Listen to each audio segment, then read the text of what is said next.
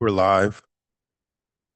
Good evening, everyone. I'd like to call the study session for the proposed annual operating budget and CIP to order at 5:30 p.m. There is no regular agenda, so we will move forward to the city manager's report on our budget. Ms. Sharp. Honorable Mayor Crow, members of the City Council, thank you so much for joining me tonight. I also have Donna Gaden, our budget consultant, here with me, sitting to my left, as well as our department directors, which they made themselves available should there be any department-specific questions that come up about the budget. So with that said, we will go ahead and get started. I do want to let you all know that there have been a few changes which we will walk through since the second draft you all received on May 15th. As I told you all at the outset, I would be working on this budget all the way up until adoption, and it went all the way up until Friday. So what we have now is the final proposed budget. With the exception of one item that I do want to discuss with you all and receive guidance from you all on as far as street repairs and sidewalk repairs, and we'll talk about that a little bit later.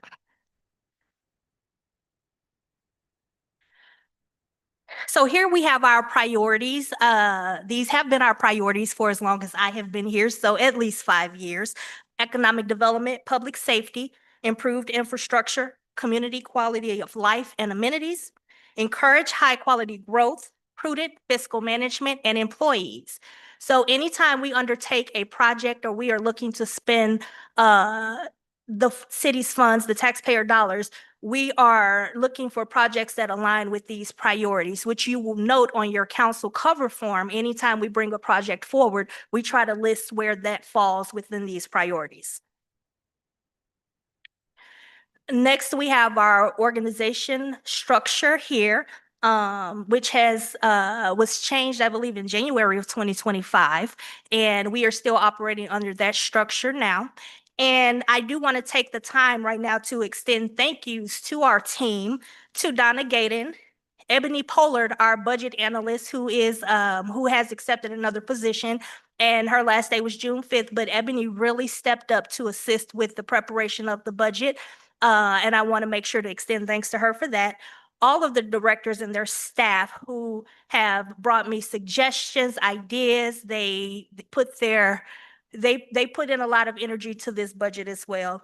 And last but never least, Deputy City Manager Chris Craver, who so kindly and graciously stepped up to act as our finance director when Keith Cole departed.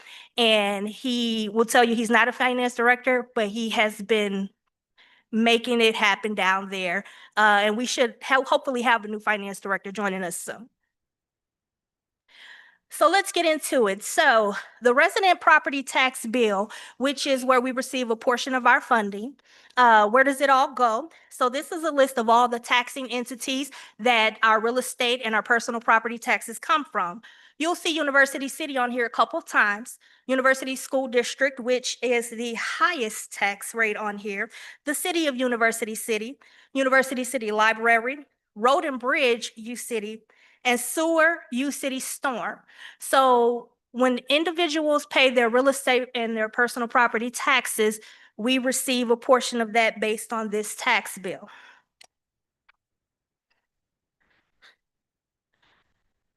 So I want to talk a little bit about some of the challenges that we face before we hop into the rest of the budget. So as you all know, the former city manager and the finance director both departed in early February, February 4th and February 6th to be exact, which is when we start budget preparation.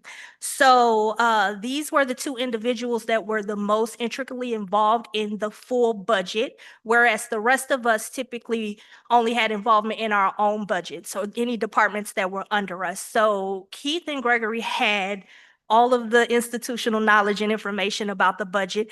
We were able to engage his new employer to keep him around and work with him and get some answers and have him help us out. So he has been able to answer questions for us and assist in this process as well, and we're thankful to him for that.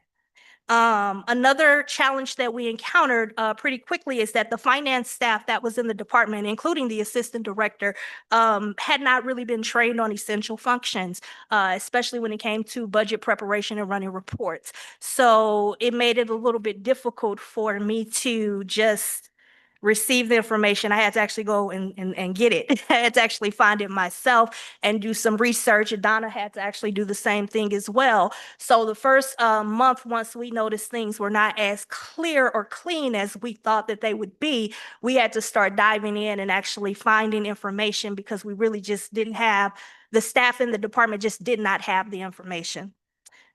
The next challenge, which is the biggest hurdle that we have, is that the fiscal year 2025 is not complete. It is still incomplete as of this date. The primary reason being that our bank account, specifically our general fund bank account, has not been reconciled since October of 2024. So that has created an issue for us in getting that audit complete.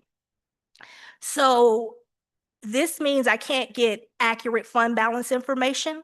I do have a draft financial report that Keith Cole prepared before he left, and that is where you saw in your May 15 documents where you saw a projected fund balance. But I did indicate in those documents that I was not very comfortable with those numbers without having the fiscal year 25 audit, and because of the inconsistencies that I saw between the 24 audit, the budget book, the numbers weren't lining up. I mentioned the reconciliations of the accounts not being current.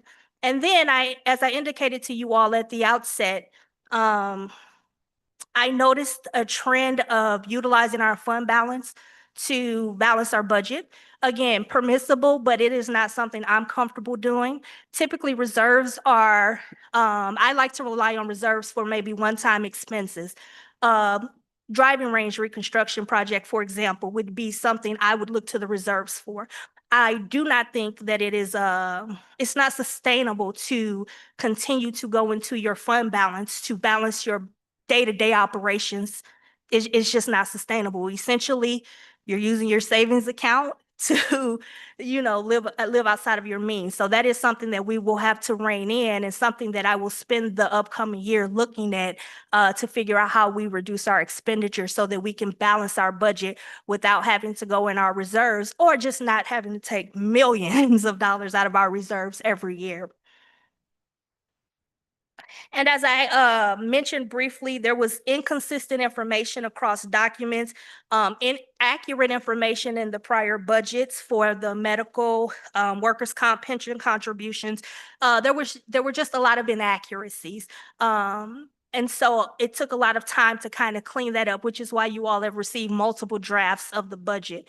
Our charter requires that we hit certain milestone dates. And so I needed to get you guys something with the understanding that I was continuing to work. So what I have today, I am confident that the numbers are accurate. I have made some adjustments so that some of that confusion that we ran into with employees being billed across multiple codes in the general fund, I've cleaned all of that up, and we'll talk a little bit about that.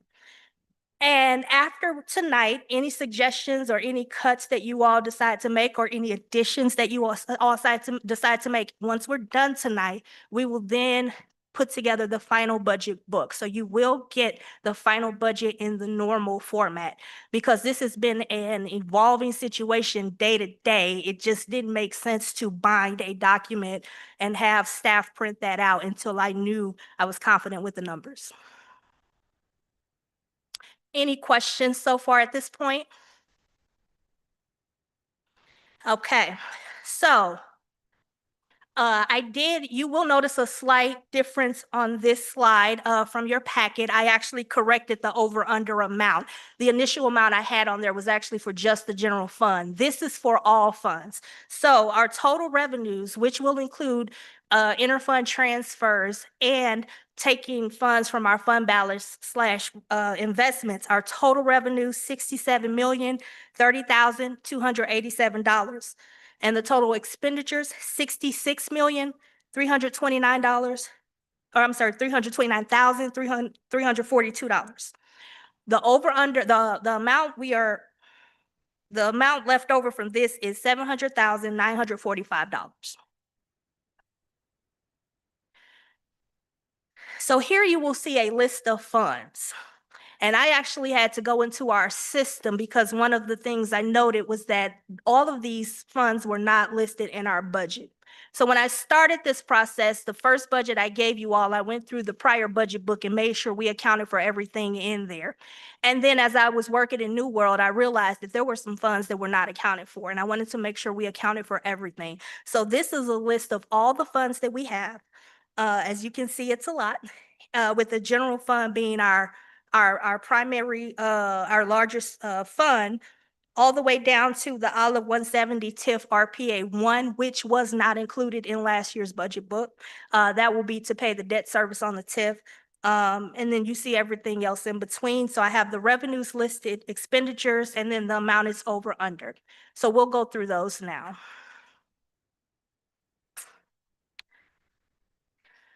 Oopsie daisy. What happened? Okay. So let's start with the general fund. The revenue for the general fund is projected at $35,023,785, with expenditures projected at $34,933,211, and the amount left over $90,574. So that's the number I had on your first page.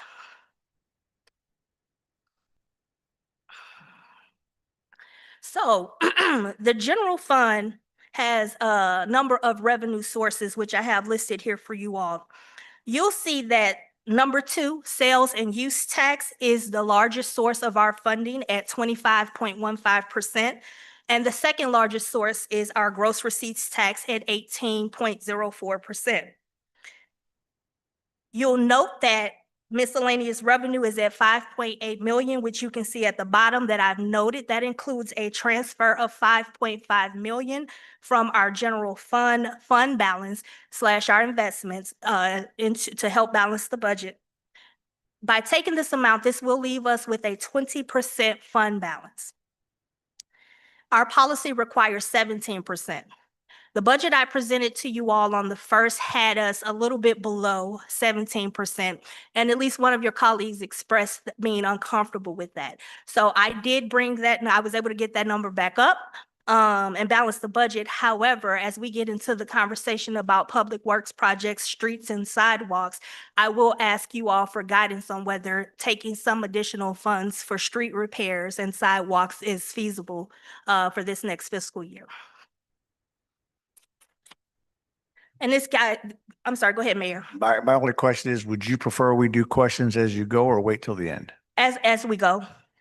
Okay, I was pause every now and again, but yes, if you have a question. and then on the revenue side, we did adjust the interest income because of the fact that some principal in the proposed budget is departing. Correct. So the interest income will be adjusted. Correct. We did adjust that in the final budget. We adjusted that down to account for taking money out of our investments, meaning we would not get the interest that we usually earn on that. Any other questions right now? Councilmember Brenner. Thank you, Mayor. This is just an informational question, just so my knowledge is better. What exactly is gross receipts tax? Sure. So gross receipts, that's usually what like Ameren, Spire, like the major utility companies that conduct business in our area, they pay us a percentage of their sales in the city. Thank you. Any other questions? All right, and this is just a chart to show you a breakdown. So again, as you can see, that sales and use tax, pretty large portion of our revenue. So for expenditures in the general fund, there are several departments that are listed in general fund: legislation, city manager's office, communications, IT, finance, facilities, municipal court, police, fire, public works, planning and zoning, and then parks, recreation, and public areas maintenance. You will see that your largest expenditures are police at number 1 with 35.56% of your expenditures. Fire at 21.95%. And then Parks, Rec, and Public Area Maintenance comes in at 18.72%. So those are your largest expenditures in the general fund. I'm sorry. Thank you, Mr. Mayor. Explain the legislation cost here. Is this our past lobbying in DC, or is it at the state level, or what is this about? Thank you. Yes, Councilmember Fuller, legislation is your cost. So that is the cost for your city clerk. Your stipend, that is the cost for your travels to and fro from conferences and whatnot, but those are your costs. Your city clerk prepares your budget. You all typically review it before it comes to the city manager. Councilmember Smotherson. Thank you, Mayor Crowe. But also to add to that, wouldn't the legislative cost, say for instance, if we wanted to purchase new furniture, wouldn't that come out of the legislative cost? Correct. If you wanted to purchase, say, for the council chamber, some new chairs, new desks, then yes, we would build that into your budget. So that would be for any council requested for council use items and your city clerk.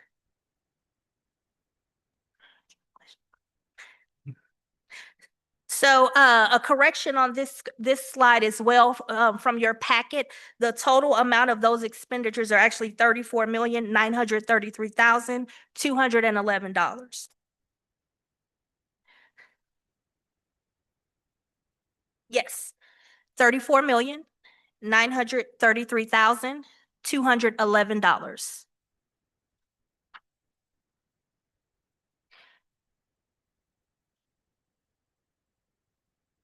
Looks like I got a slide switched out of place, but I'm going to go ahead and talk about it here. I do want to point out the transfers in to general fund, which also help with the revenue for general fund. So we have several funds that money comes in for: fire sales tax, park and storm, police or public safety sales tax fund, and the sewer lateral fund. These accounts don't really have their own checks and whatnot, but they are used to help cover the cost for the departments in the general fund. So as I mentioned before, my predecessor he would budget the personnel costs across these line items, and it started to get a little bit confusing. So I actually put every employee back to where they should be in their departments based on our personnel summary, and then we'll just transfer in money to assist with the costs and whatnot. That's just cleaner and easier to follow for me. So for this year's budget, or for 27's budget, we are recommending a transfer of $133,000 from the fire sales tax fund to general fund to help cover the fire department's capital improvement items, which we'll talk a little bit about later. A transfer of $447,000 from that same fund for the fire department's salary and benefits. A transfer of from park and storm to general fund of $861,000 to assist with the salaries for park, the park maintenance team and whatnot. $690,000 from the police or the public safety sales tax fund to assist with police salaries and benefits. And then administrative costs for the sewer lateral fund, which is, we took 25%, which is pretty standard when we're talking about an admin cost as an overhead. We do have 2 employees, the director and a project manager, that facilitate that program, and this would go to assist with their salaries and benefits. Any questions about that? Okay. I want to talk a little bit about the loan payments to the general fund. There have been several interfund loans over the course of the last few years, and the current year's budget actually accounted for that repayment as revenue. The problem is that the principal on those loan payments is not revenue. That's not new money. That money came into the general fund, was recorded as revenue at that point, and then was loaned out. So just like any other loan, if you're paying it back, that's not new money. The interest, however, is new money, and that is what we added into the general fund, which totaled about $24,435. The rest go, the principal just gets paid on the balance sheet, and Donna can kind of talk a little bit more about the financial, the special terms with that if you all need a little bit more information. But the principal itself would not be revenue. And we were including that as revenue in our prior budgets. So that change has been made this year. The loans will be repaid, but that revenue again, or that principal again, is not new revenue. So we have several loans. The golf course, which is $53,220. The parking garage, which is $53,220. The public safety sales tax fund has a loan payment of $538,700. The solid waste fund has a loan repayment. However, the solid waste fund is not doing well. They have received close to $3 million in loans. They have a negative fund balance. They are one that I am confident their fund balance is negative. I don't really need the audit for that. And we have been doing interfund loan transfers. We've had to do one during my tenure already. So it does not make sense to me, unless you all see it differently, to budget a loan payment that I know solid waste right now cannot make. That said, my hope would be once we get a bit more aggressive with our collections for solid waste and its own money starts coming in, that we can do a budget amendment and talk about repaying that loan at a later date. Mayor Crowe. Could you take a moment and just update us and the public a little bit on the status of the repayments from citizens and the services being changed? Yes, absolutely. So, as I started to dive into this issue, I realized the primary issue is collections. You all have already addressed the rate issue. You all agreed that we would do rate increases annually, instead of doing just one big rate increase. You all agreed to do an incremental increase each year in March, and we've been doing that. The problem is collections. We weren't doing shutoffs, meaning we weren't taking the cans from people when they were not paying their bills. I have started that process. If a bill is unpaid and they cannot enter into a proper payment arrangement with us, then we are pulling those trash cans. Again, there has to be incentive for people to pay. Obviously, we don't want trash everywhere, but at the same time, without having some type of teeth to this, people have not been motivated to pay. An example would be, I have someone that moved to University City in 2023, and when we pulled her cans, because she had not paid a bill since she had been living here, she was shocked. She had been getting her trash picked up, and she just didn't pay the bill. 3 years, from 2023 to 2026. So while it's not a pleasant action to take, we have to have some way to make sure that we are motivating people to pay their bill. Secondly, we were doing payment arrangements that just didn't seem feasible to me. An example would be, someone was delinquent with $874 on their trash bill. That's a few years based on what our rates are. And they sent in a letter saying they would do a $40 a month payment. No, that's not acceptable. So I have implemented a policy that if someone is delinquent, they need to pay half of what they are delinquent up front, and then we'll divide the rest of the payments by 3. So that way, we're not sitting here waiting for someone to pay $40 and whether they're paying it or not. I do plan to give a more in-depth report to you all probably in July on the solid waste, as I did tell you when we did the interfund loan that I would come back. So I'll have more information for you at that time, but that's just some of what we've been dealing with. Now, I can tell you that since we've implemented that, we have seen some of that revenue starting to come in, and we have seen those bills starting to get paid. I was actually able to do, when Fleet was in need of some additional funds, I was actually able to take some of that from sanitation, because their trucks are some of the ones that are often needing repair. And that was because solid waste had started to realize some of its revenue. My hope is that over the next year, we'll see that get better. We also did learn that we do have a collection agency that we have an agreement with. I don't think we've been utilizing them, so we want to reestablish that relationship as well so that we can start sending some of those bills to collections. Councilmember Fuller. Just thank you, Mayor. Just a quick follow-up. Did we also not institute, instead of some people found it a hardship to pay every 6 months, Mhm. did we reduce that to allow them to is that program in effect, or are we still considering that? We're still considering that. The standard is typically quarterly billing.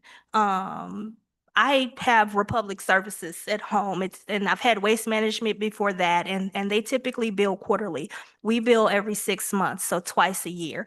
Our previous finance director indicated that our system was not set up for more frequent billing. I am not sure. I do want to look into that to determine if it's possible. And if it's not, then we may need to look into an appropriate billing software for solid waste. Because another concern I had was that no one could tell me. They had to do research to tell me what the outstanding amount due was. And to me, if we had an appropriate software or something, I should be able to click a button and say, this is what's unpaid. I didn't think it should take 2 days to find that information. So that will be part of the process of evaluating whether we need a new system, one, in how we're billing, and if we need to get a new system to be able to bill quarterly instead of every 6 months. Councilmember Smotherson. Thank you, Mayor Crowe. Very quick question. How far behind are we allowing them, or are we cutting that off? And what I mean by that is this: we shouldn't no longer allow a $3,000 bill. You know what I'm saying? So again, how far are we allowing them to get behind before we cut that off? Thank you for that question. That's a very good question. As I mentioned, there have been several people that have been years behind. At this point, no. The minute they fall delinquent, if they can't come up with the payment arrangement, we will be pulling those trash cans.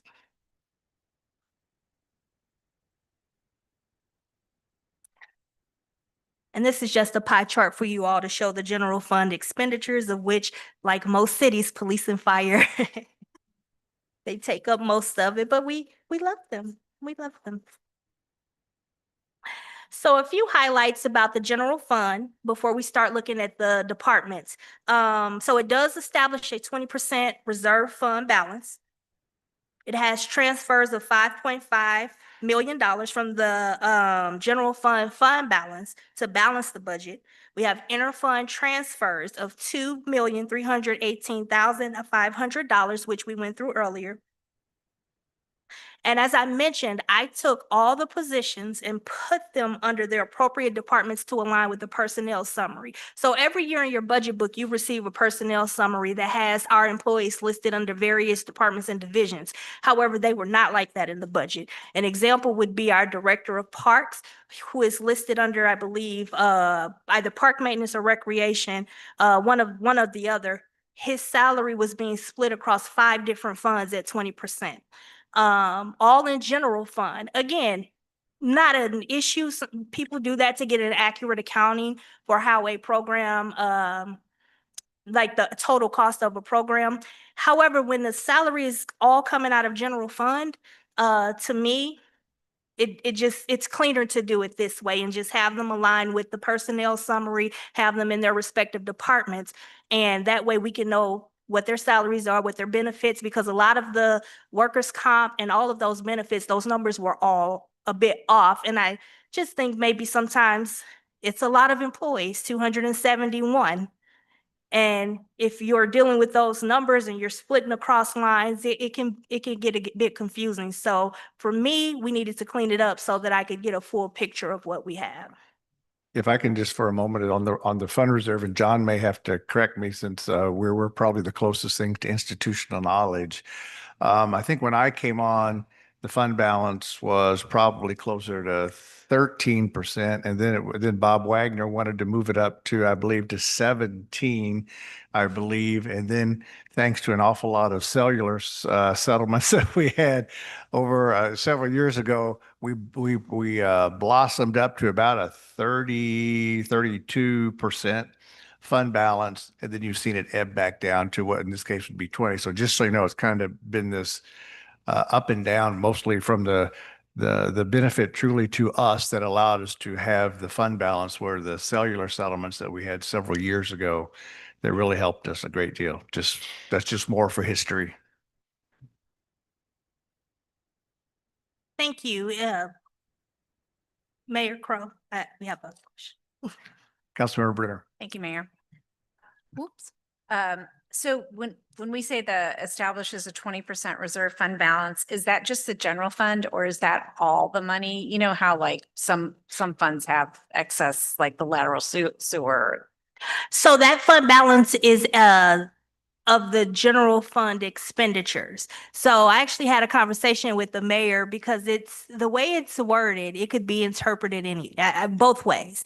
The policy says that we must maintain a minimum of 17% of expenditures. I thought it was all expenditures, but I've noticed dating back at least to 2016, you all have done the 17% of the general fund expenditures. I didn't talk with Mulligan. Maybe Mulligan knows if it was supposed to, if there was when the policy was set in place, if there was maybe if it was supposed to be all or general fund, but I went with what you all have done. Again, dating back to 2016, I actually took a look at your budget from 2016, and it's been a percentage of the general fund expenditures.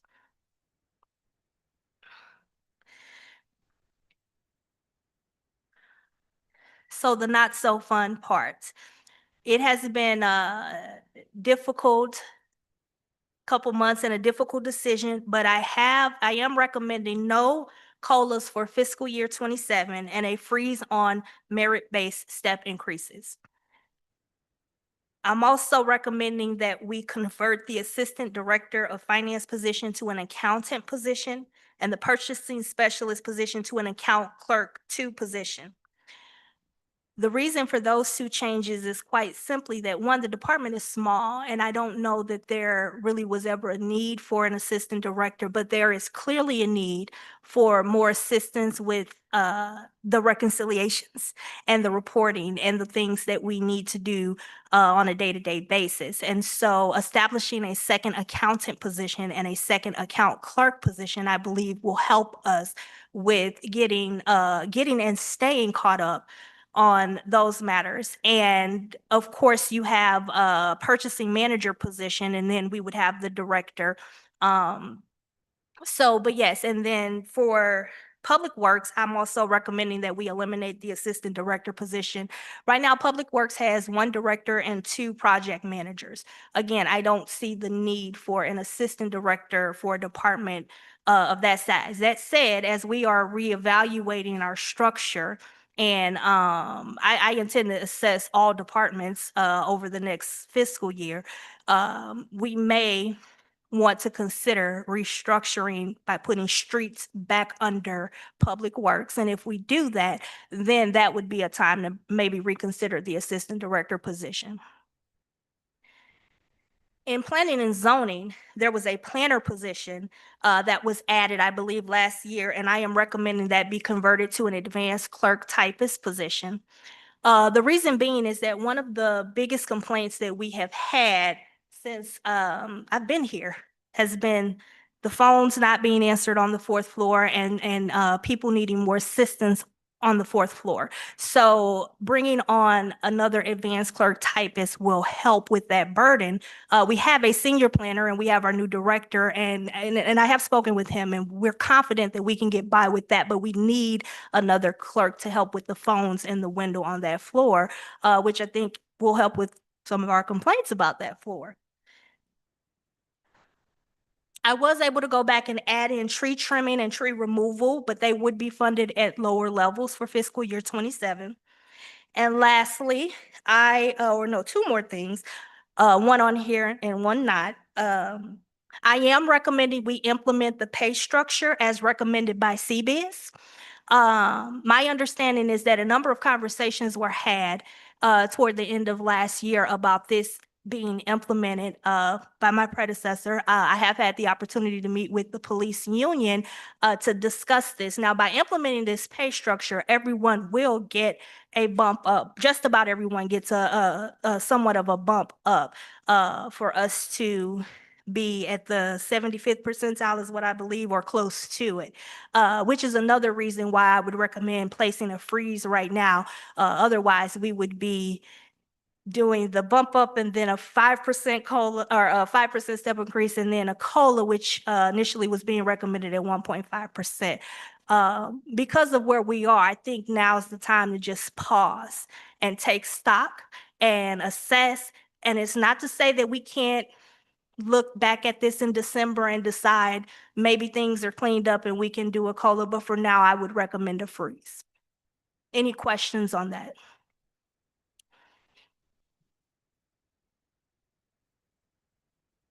Councilmember Brenner. Thank you, Mayor. The tree trimming and tree removal funded at lower levels, like what kind of percentage decrease would that be? So I believe in the past, Councilmember Brenner, we funded them at about 200,000 per program. I've reduced them, I had reduced them to 0, and then I was able to put in 75 per program. I just want to confirm that that's the amount. Yes, so 75,000 per program, 150 total.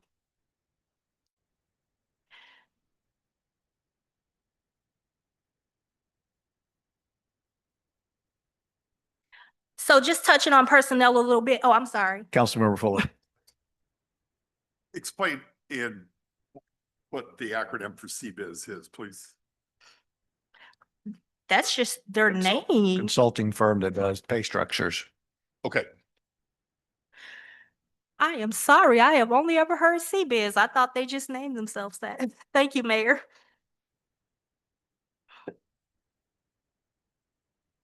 Okay, so to touch on personnel for the general fund, as I mentioned, personnel expenses are no longer divided across the various accounts. We've aligned them with the personnel summary under their respective departments. In the next fiscal year, I will be assessing each department to determine needs and efficiency. I'd also recommend that we look at converting to a range pay structure instead of a step and grade. The reason why is for all employees below the director level, we have a step and grade scale. You get 5% increase or 0. 0 or 5%, those are the options. We have a practice of awarding an increase for anyone that receives a 3.0 or higher on their evaluation. If you get a 2.99, you're just out of luck, which has not always been something that's sat well with me as I've worked here. That little 1 point of a difference being the difference between 0 and 5%. Just seems harsh. And so with a pay range structure, we would have a little bit more discretion. We would be able to say, okay, the most you can get is 5%, and the director and HR could say, okay, if it's between a 2.0 and a 3.0, you get 1%. But this is something that I suggest we consider as a way of trying to rein in our personnel costs. The reason why? When we sit down, if we take away the interfund transfers, if we take away the reserves, using the reserves, our general fund revenue gone between 25 and 28 million. So for this year, I'm projecting 28 million. Your personnel costs are 25 for the general fund.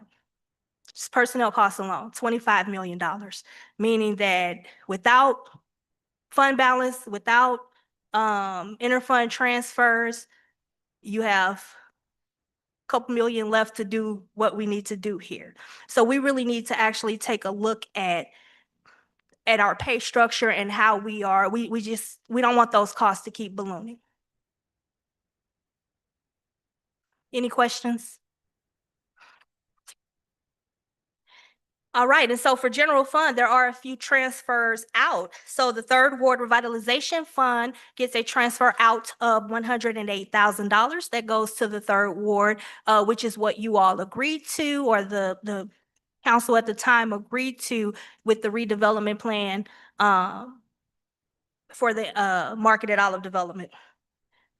I am also recommending a transfer out of $305,000 to assist with the cost of operations for sanitation. Quite simply, they just cannot hold their own right now, and we will need to have some conversations about sanitation in the future. I know you all recommended, or you selected the incremental increase, but we may need to talk about if we need to just increase it to what the market rate is for sanitation services. But we'll need to have some conversations, which I anticipate we'll have in July or so when we do that study session.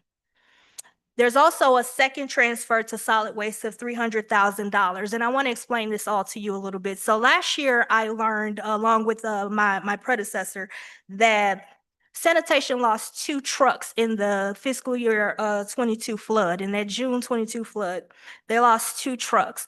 And as you all know, we got FEMA money for that, and those trucks were supposed to be replaced. However, we learned that the director at the time chose to purchase 2 new trucks for parks and then gave sanitation 2 old trucks.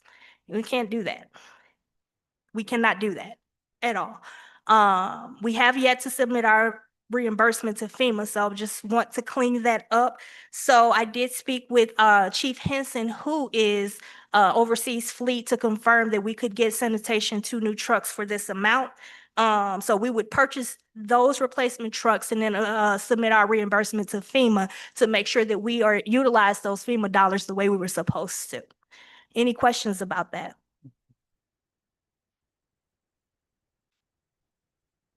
Okay, so we're going to take a few department highlights here for you guys. So city manager's office. The city manager's office budget funds the ROARs and the city calendar. Again, everybody loves our city calendar and ROAR, so that is funded. It does remove funding for the government affairs for now. So we had a lobbyist that we had on board that was assisting with getting us funding for the detention basin project. However, that lobbyist contacted us and indicated that there's really nothing, the earmarks that we were looking for this year, it wasn't submitted. We are not going to get it. And he was not comfortable continuing to charge us, knowing that he's really not doing much for us right now. So we're removing that for now, with the understanding that we may seek funding again if the opportunity comes up to lobby the federal government for funds for the detention basin project. Any questions on that? Okay. This budget also continues to fund our communications advisor, which is Robin Frankel, as most of you know, and she assists Jared with our communication needs, and it maintains current staffing levels. The finance department provides funding for the annual audit, converts the assistant director position to an accountant position, and the purchasing manager to account clerk position. I imagine I'll be spending a lot of time in finance in the next few months, just trying to get some of that cleaned up. So as we are assessing, we may be coming back with more recommendations for finance. That will be the first department that I'll be spending time with, assessing and cleaning up, essentially. Our municipal court maintains current service levels. As you all know, they're operating out of the new facility. I don't know that they're holding court there just yet, but I know that they are working out of that building. So the police department, it maintains current service levels. So even the positions that are vacant, we have budgeted base salary in that to make sure we're always recruiting for officers.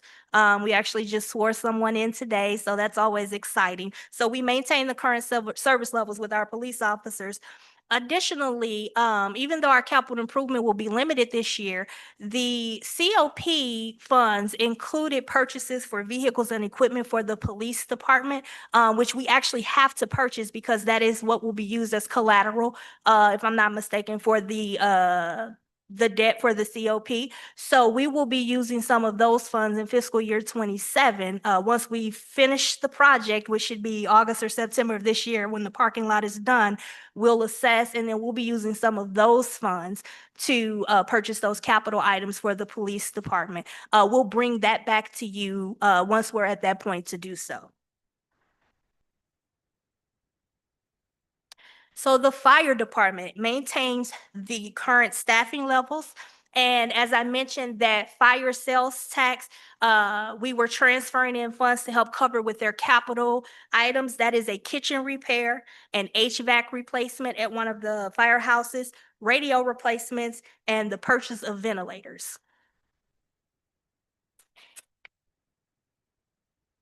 Now for Public Works, highlights, again, eliminates the assistant director position.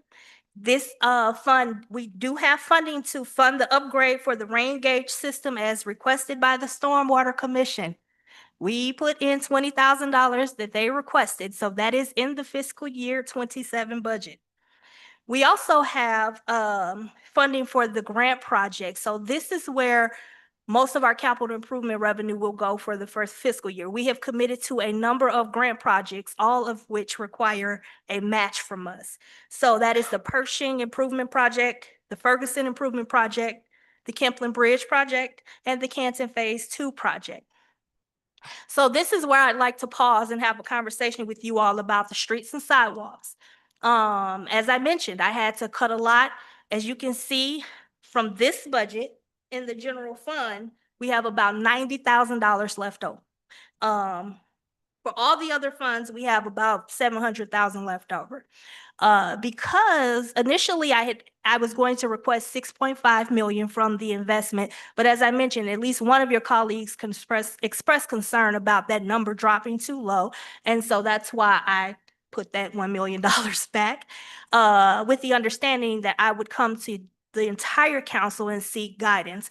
Now, it is an option if we want to take another 500,000 or 1 million to fund street projects and curb, gutter, sidewalk projects. I don't know for sure with how high everything is, how many streets or how much that would get us, but that is on the table. What I can tell you for sure is that I do not have any additional funds in here that really could go through streets. Because again, that $700,000 number is not just general fund. General funds left over is 90,000, and that's it. So I welcome your feedback, your questions, as we pause to talk about that. Councilmember Brenner. Thank you, Mayor. I had a question about the grant projects. Have we paid out on any of them yet? Let me ask our Director of Public Works.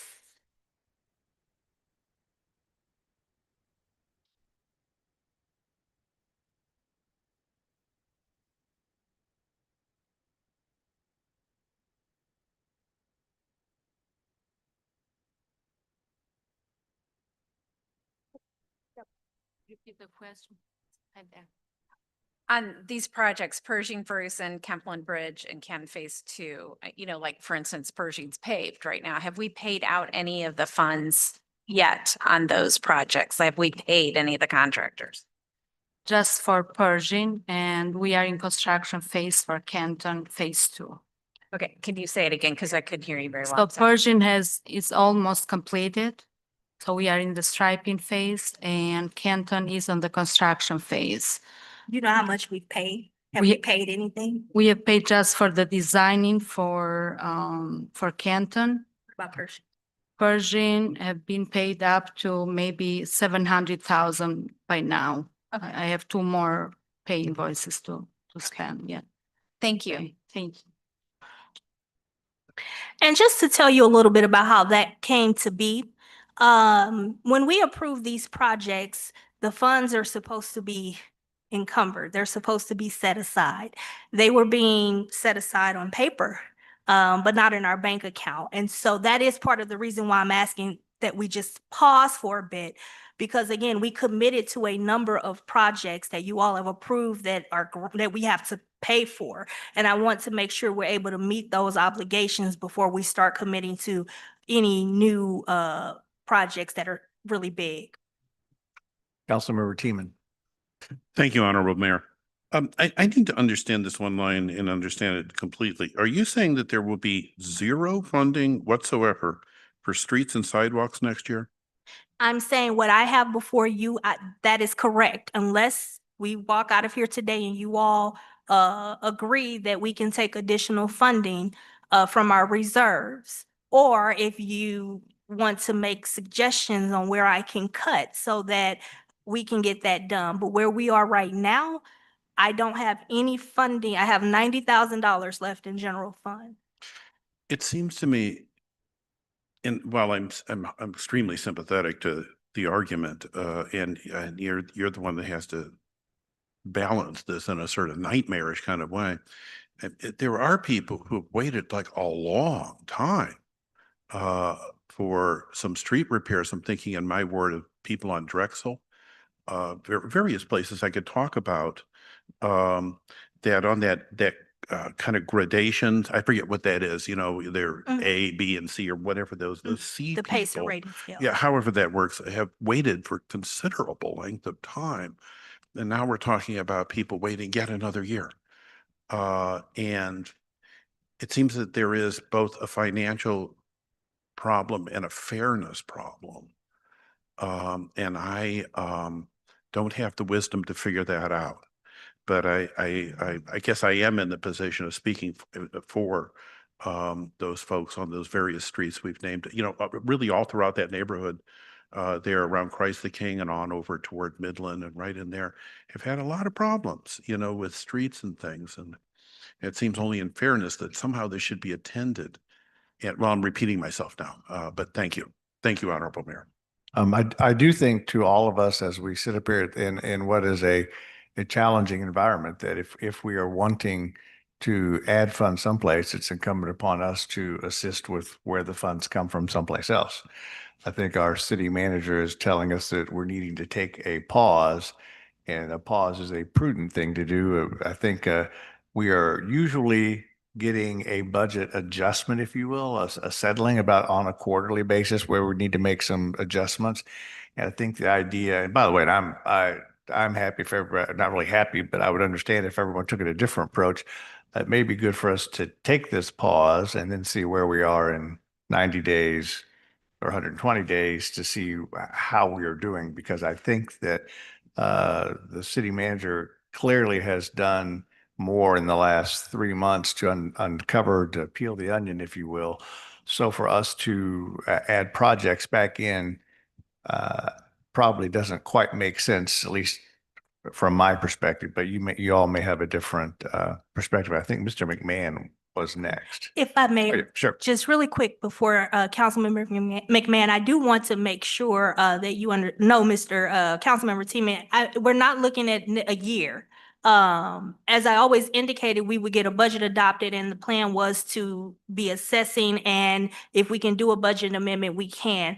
I think by the time December hits, we'll have a 6-month insight into how Dearborg's and Target is performing. Again, we have not accounted for that revenue in this budget because we just simply don't know the formula to calculate what that revenue would be for the general fund, because it is a pool tax. Now, I have accounted for that in EDRST, which we know what that number looks like, how much that will increase. But I just want you to know, it won't be a full year. Like this is a working document for me. I'm constantly looking. So because I agree with you, sidewalks, I get a lot of calls about them. So I would love to be able to do something.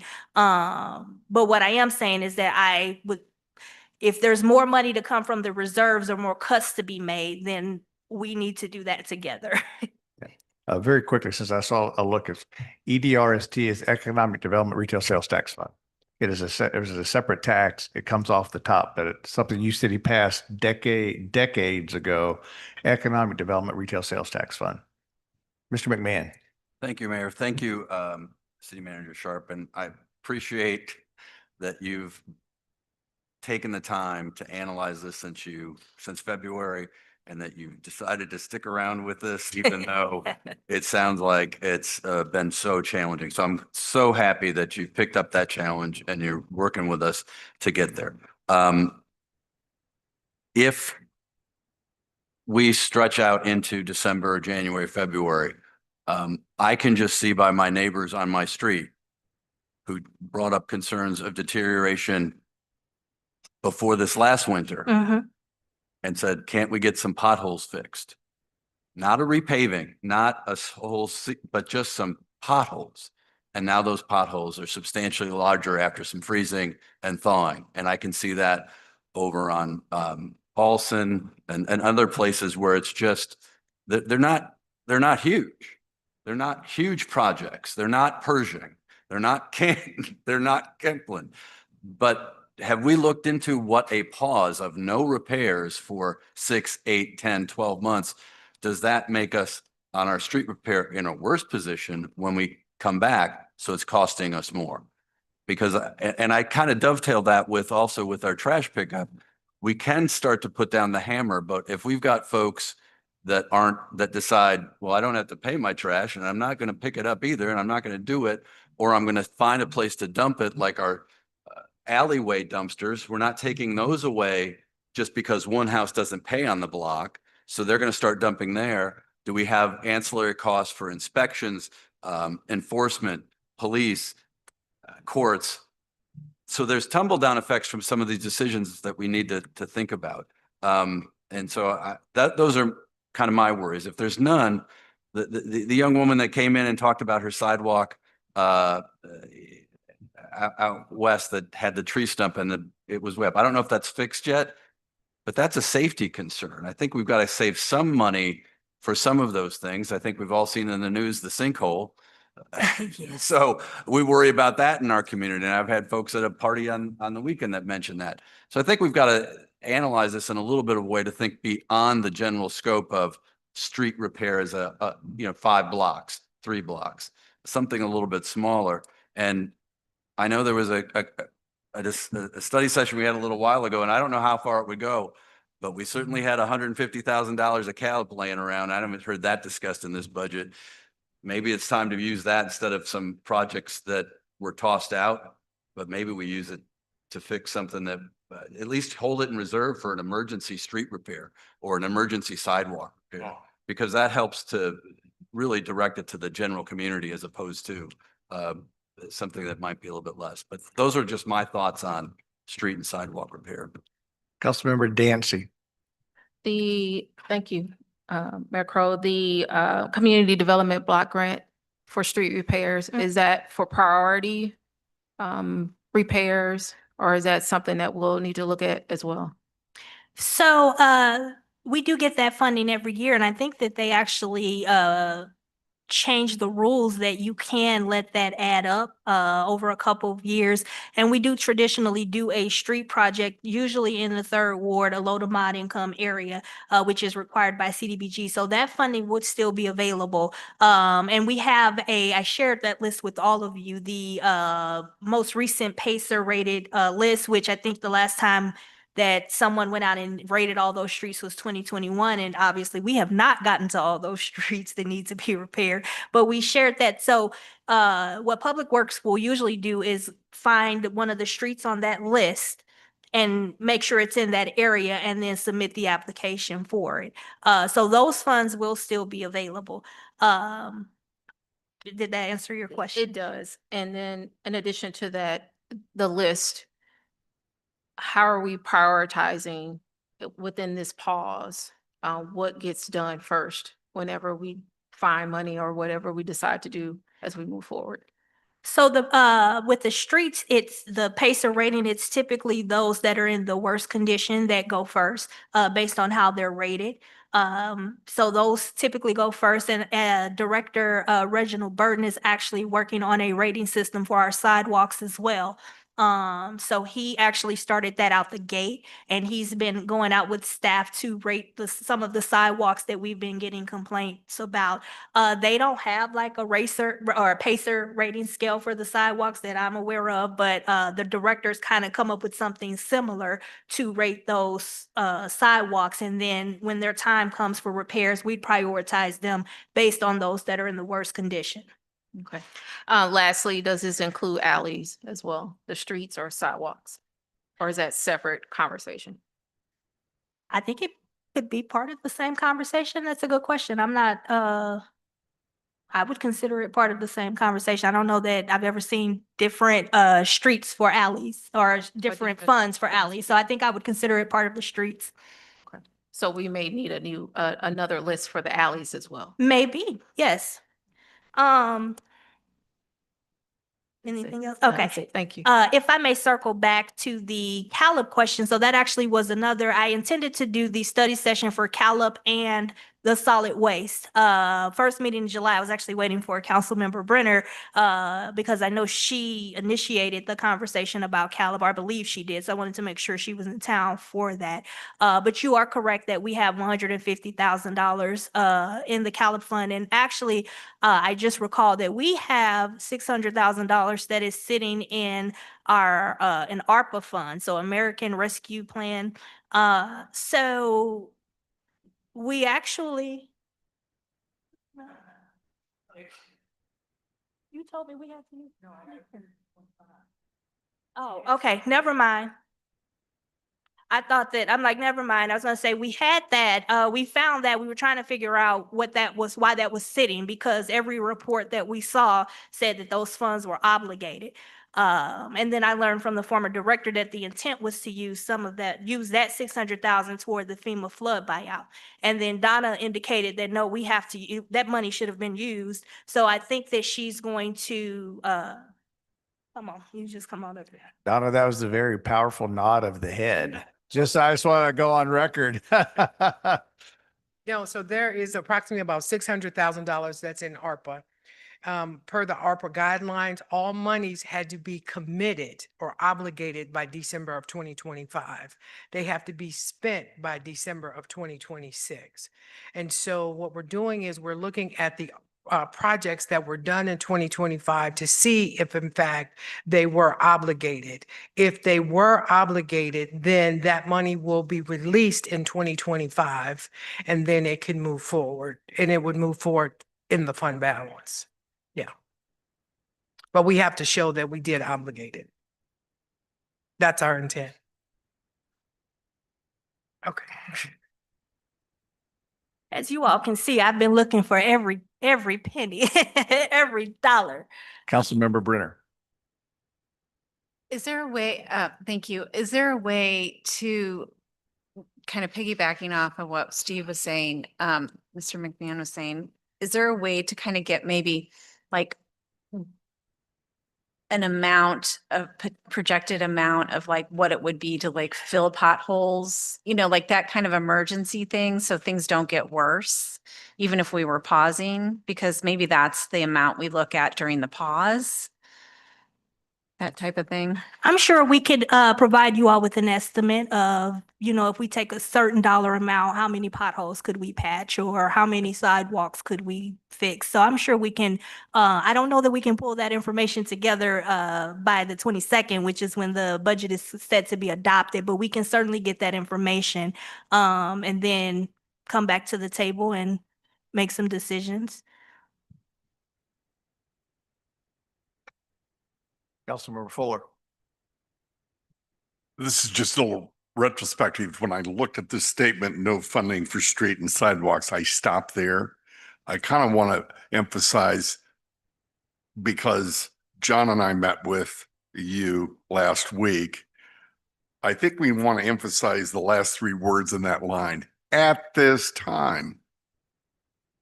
Let's come back and look at this in December. I think that's a great suggestion. And I'm really saying this mostly for the people tuning in out here. I again compliment you on I would have been overwhelmed, and I'm delighted you stayed on after we offered you the position with this in place. But I think this is a very like out front public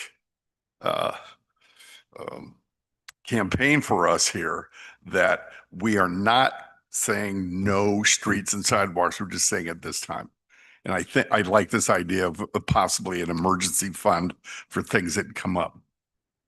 That's just not a question. I'm just stating And if I can give you all some perspective, when we started this process before this even came to you all May 1st, and we had a budget, Donna and Ebony alerted me, okay, we have a budget. For the general fund, we had revenue projections. I was at 28, Donna was at 25. And our expenditures with everything that we've been doing, everything, all the streets that we've been funding, all of the monies that we've been doing year after year was $40 million. We had a $15 million deficit. 15 million.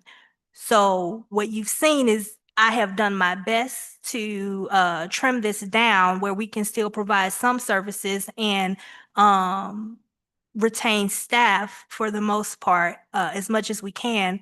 But yes, that's where we started. With everything that we've been doing, all the requests that $40 million expenditures, 28 in revenue.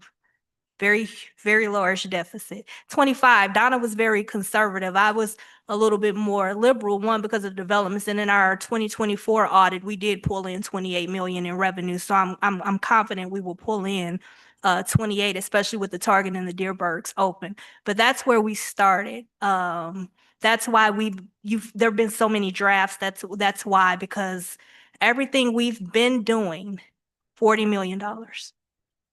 So that's the part where I've been saying we have to have some really, really hard conversations about what we can actually afford and living within our means so that we're not depleting our savings. So that said, is the consensus then that do we want to get those numbers, come back at a later date, likely after June 22nd, and then we can talk about allocating some type of funding for some pothole patching or some minor sidewalk repairs? Is that fair? Correct. Okay. All right, so we'll go on to planning and development, which I mentioned the major highlight for that converts the planner position to advanced clerk typist. And of course, you all know the unwritten one is the FEMA flood buyout that we are working. We actually believe that we'll have some sales agreements for you all to review and approve here soon. So very excited to see progress with the FEMA flood buyout program. All right, the Parks, Recreation, and Public Area Maintenance highlights funds the tree trimming program and the tree replacement program, again, which I had initially zeroed out and we were able to put some funding back in there for that. And it also continues to fund U City in Bloom at the previous year's rate. So as you all know, U City in Bloom does a lot of the ground maintenance for us, the flowers and whatnot. So we do fund that out of the Park and Rec budget. Councilmember McMahon. Thank you, Mayor Crowe. With just a question on tree removal. Years past, we had the emerald ash borer tree removal. Has that been completed, or was there still more on the list? Because those were safety issues. Those trees were going to just die and then fall on somebody. And so if that's been completed, because I know we were really targeting and it was a program just over and over to get them out. So we should just check on that. Okay. And then with just the tree trimming, again, kind of shifting like back to sidewalks, would the priority be safety issues for trimming? Not just, let's make it look as pretty as possible, but if it's a tree that's dangerous, is that where that fund would be directed? How are we prioritizing the funding that we're going to use for it? Yes, we would prioritize those trees that are the most dangerous, that create a safety hazard, those that are dead. We do not remove otherwise healthy trees, even for the gumballs that trip us all up. Unfortunately, we if it's a healthy tree, we will leave it in place. So we will prioritize those. We actually have a priority list. I haven't seen it recently, but I saw it when I first, not when I first started, but a couple years after that. But similar to the street, the PACER rated street, we have something for tree trimming as well. We have a schedule, and we have trees that are rated that need to be removed. So we would turn to that list and prioritize them by those in the worst condition. Councilmember Fuller. This is to address, I was liaison to urban forestry, that question about the green emerald borer, I think was addressed in that study session from that committee. We may want to, I think that is addressed in there. Okay, in the forestry update. Yeah, and it wasn't removal of dead trees. It was getting rid of the green ash trees Mhm. because we, even in our subdivision, did a preventative program and took out healthy trees. But I think that was addressed in that study session. And we'll look into that. I did kind of look back at, as you guys know, Director Burton's only been with us a couple of months. So we will look into that and get back to you to confirm whether all those trees were removed if we were done with that project.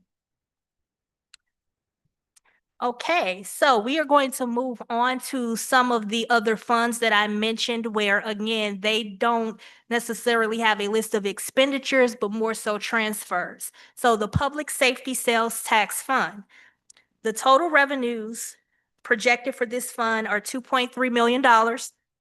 Total expenditures, 2.257275. And that would leave us with $42,725. So the transfers out for this fund, $603,583 for the Annex Trinity debt service. So I'm going to pause right here because I did get a question about the structure for the Annex Trinity. And John, I'll certainly ask you to chime in with anything I may miss. So we received certificates of participation. That's how we funded that $28 million. And the source of repayment is the public safety sales tax, capital improvement, and general fund.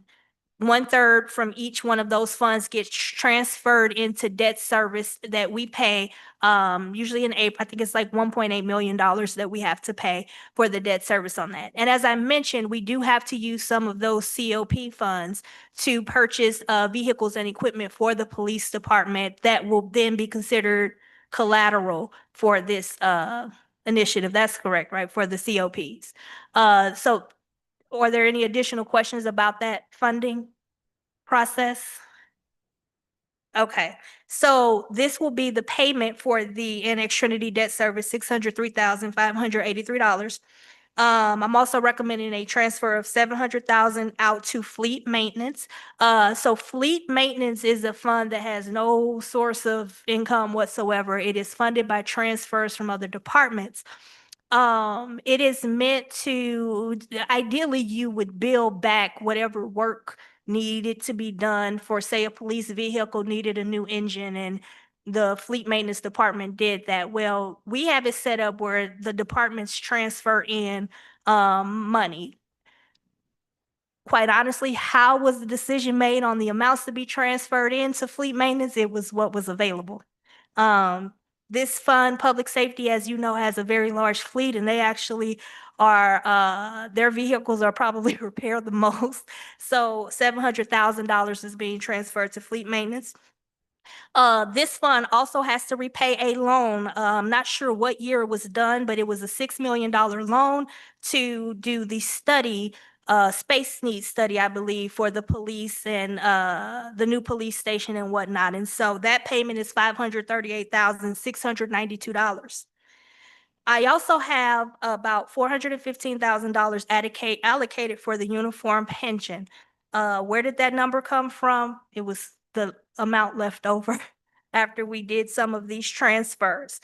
And then the general fund would get $861,000 for the UCDB to help with UCPD salaries and benefits. So I do want to pause here to talk about the pension for a second. So I didn't practice how to say this. Okay. So about a week or two ago, I learned that we have not been contributing to our pension the way that we were supposed to. So I actually asked for the valuation statement from last year. Those usually come out in July. So I wanted to see what the 2025 numbers. So we've been including payments in the budget, but the payments that were being included were our payments. So our 3% contribution as an employee, we have to pay 3%. It was in, that comes out of our salary. It was in our salary and on the pension line item in the budget. That money, however, we were not paying extra money into the pensions the way that we were supposed to. So for my numbers. So for 2025, we were supposed to pay 801,000 for the city employees, the non-uniform pension, and we should have paid about 2.2 million for the uniform pension, and we did not. I believe that we budgeted maybe 300,000 for the uniform pension, and nothing was paid to the non-uniform pension. And we can't do that. You have to pay, even if we can't pay the full amount, we have to pay something. So I have allocated 415,000, and I've also budgeted for, I can't budget for the 2.2 million for the police. It's just, we don't have the funds. But I was able to budget for the 800,000, and again, using last year's numbers, budget for the 800,000 for the non-uniform pension.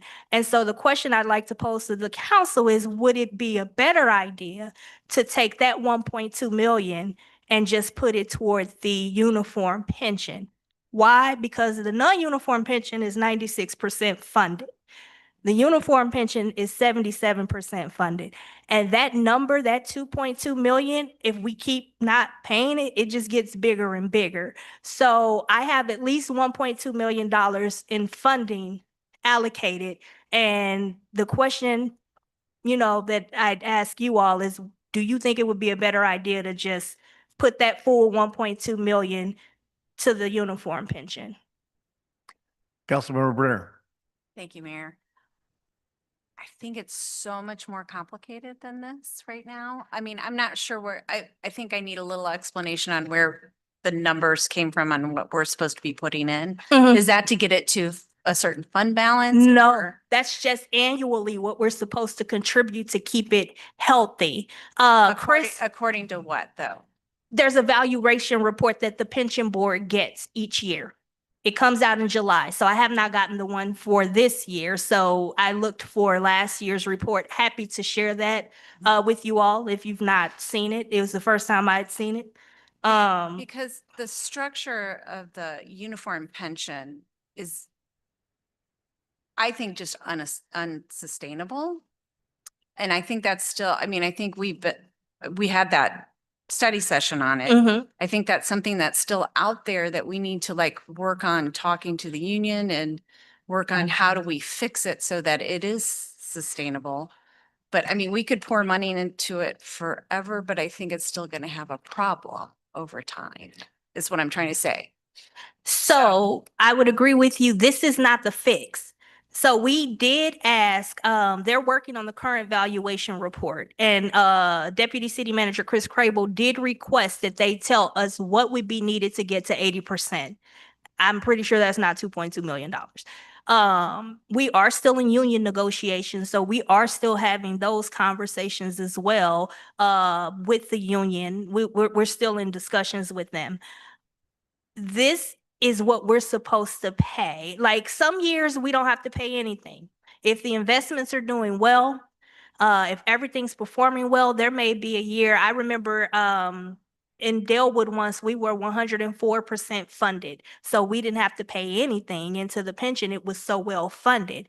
But if the pension is not, typically if it's not 100% funded, you have to pay something. You should be contributing something annually. And if you don't make those contributions each year, that number just starts to get bigger and bigger. So this is not to fix the problem. This is trying to bring that number down, because again, it's at about 2.2 million now, or it was 2.2 million last year. I'm anticipating in July that it's going to be higher than that. But that's separate from the 80%, which we are trying to get that information to what that number will be. Yeah, a couple of things on this one. Years ago, again, we'll go back. There were contributions made to the pension plan for a number of years because the stock market performance had done so well to keep it going. That was probably right about when I got on, when pension payments should have been made and were not made, and then there was a catch-up period. I think what the city manager's talking about here in particular is we've got one plan that is 96% funded where we can make changes to it any way, shape or form. But we've got one that's 77 where we can't. And if we were even choosing to go into loggers, which is a local area government employee retirement system, you can't go into it and reduce your administrative costs unless you're at 80% funded. So if there's a way to get us closer to 80% funded, then that may be a step in the right direction, and it may be an appropriate decision to, if you're at 96% in the non-uniform and you're at 77 in the uniform and you need to get to 80, the contribution may need to go into the uniform because it gets it gets you closer to your number. And I agree with Councilmember Brenner that at some point in time that's got to change. But one of the steps along the way probably is for us to reduce our administrative costs and be in a larger system. And we can't do that unless we get up to 80%. Now, by the way, that was a long-winded paragraph. I told that story correctly, right? I mean, I think- Yes, apart from I wasn't here about the non-payment, but apart from that, yes. When you joined, obviously I wasn't Yeah. here at that time, but apart from that, yes, that's Yeah. accurate. Yeah. My concern is that this isn't an optional payment, which is what was stated to me. We're supposed to pay this. There's interest added on. You have an option to pay either at the beginning of the year or the end of the year. If you pay it at the end of the year, it's an additional 6.8%. And then we get another valuation. I am 100% certain that number is going to be bigger. And if we don't immediately pay that number down, it's going to continue to balloon. That said, I can also just leave the 800,000 in there, and pay once again into the non-uniform pension, which is pretty healthy.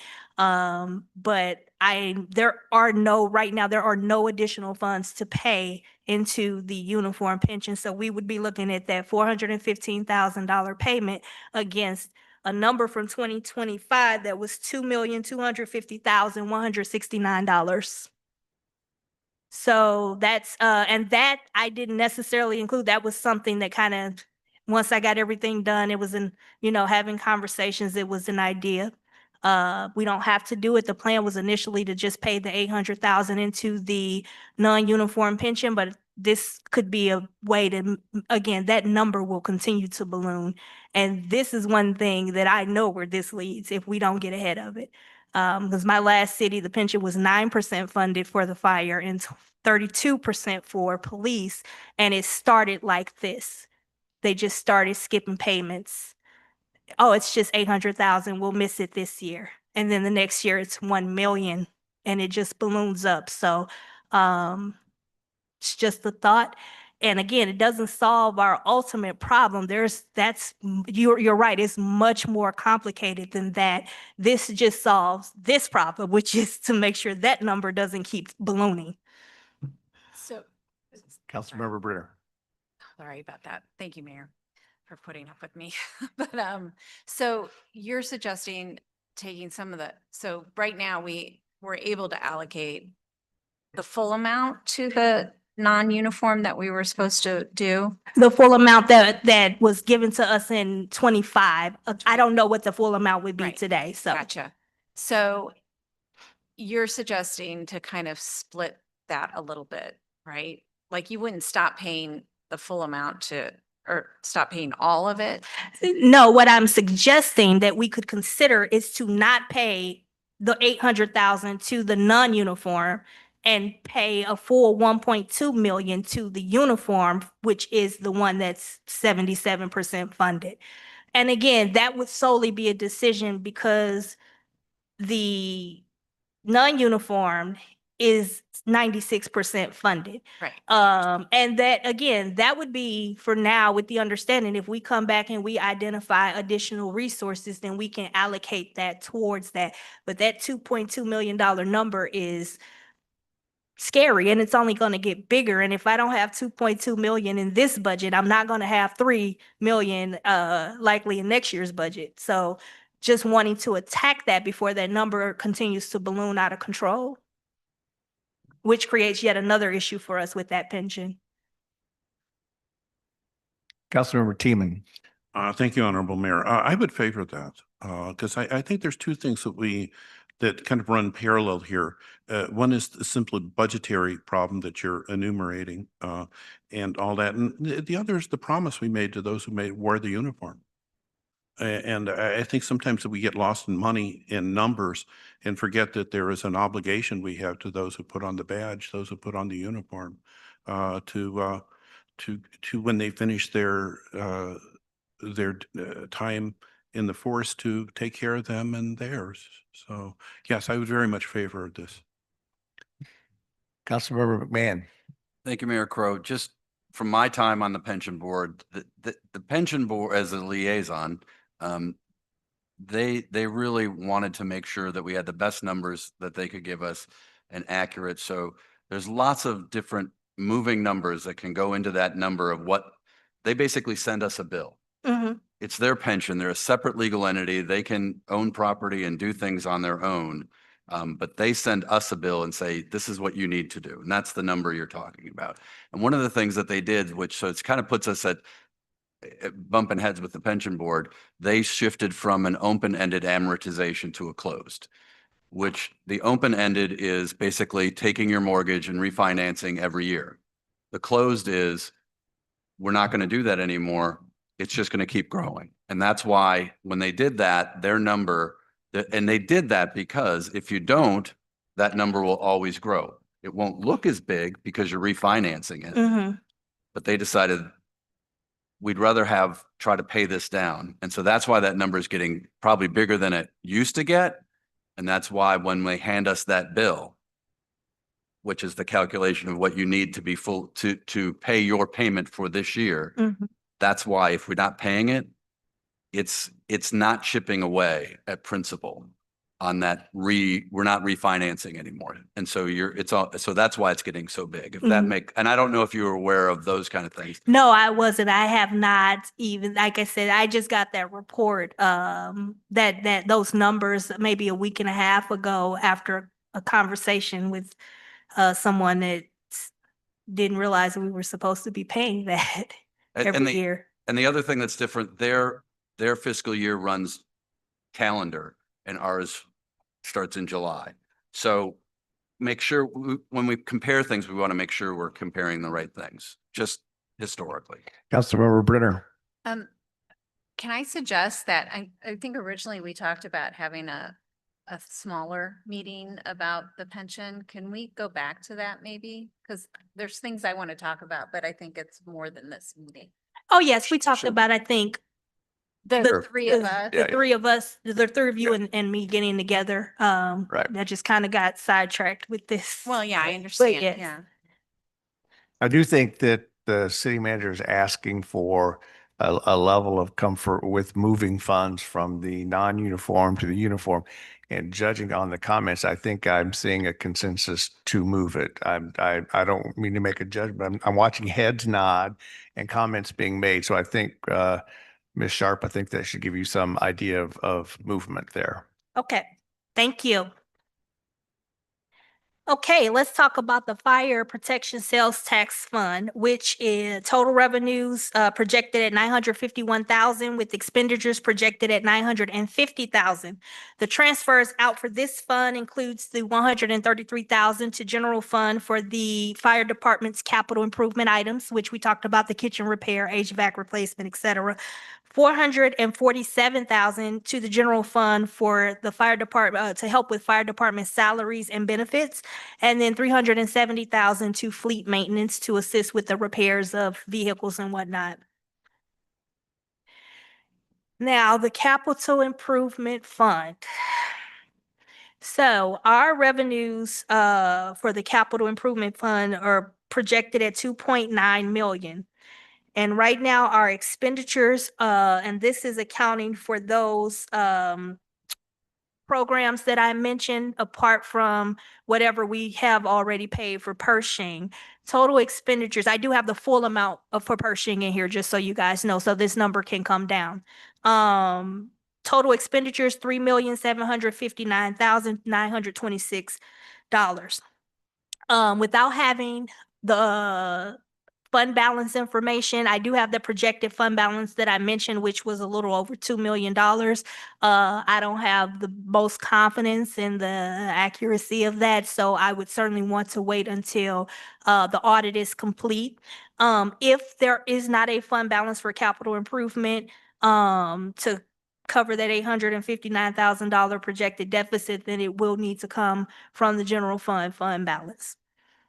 So projects, this 1/3 comes out for the Annex Trinity renovation, $603,854. Our share for the Canton Phase 2 is projected at $926,314. As you all know, we were awarded an EV charging stations grant, which is still kind of up in the air, but we've been told to proceed as we have not received any, neither has the Federal Highway Administration. Nobody's received anything saying we're not getting it. So we need to carry that. So our match on that was $130,000. Then we have the FEMA flood buyout program, which our match on that is projected at $20,710. We have the Ferguson Improvement Project at $201,482. The Kemplin Bridge Project was just projected at $329,000. And the Pershing Improvement Project, which our cost share was projected or listed at $548,565. As you heard our director say, we have made some payments toward that, so that number may come down. But these are the projects that have been approved, that are bid, that are, with the exception of the Kemplin Bridge project, which we received an extension for, but these are all grant projects that we have a cost share for. So it was important to me to make sure, because we've committed to these, some of which are already underway, that we make sure we cover the funds for that. So that is part of the reason for the pause. We've committed to a lot, and without having the fund balance information or accurate accounting information, I want to make sure we can cover this almost $4 million in projects before we start going after new grants and with new cost shares and starting new projects. Any questions about that? Man.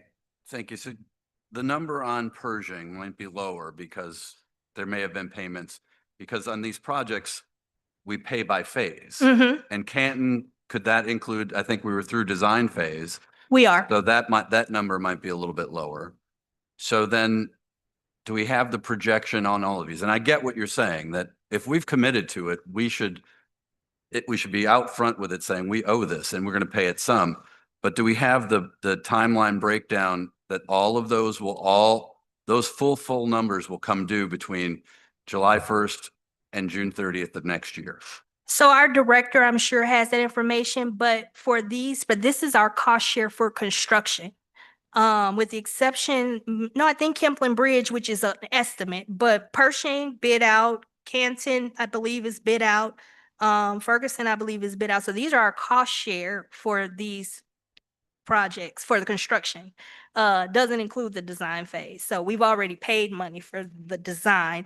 Pershing Canton hasn't, I don't think Canton has started.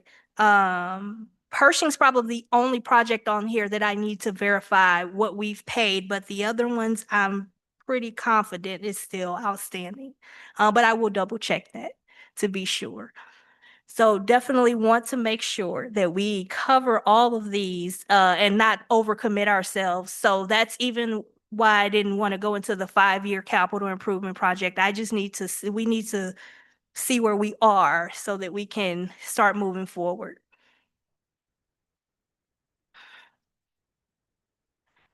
Okay, next up, we have the Park and Stormwater Fund. So for this fund, the total revenues are projected at $2,100,000.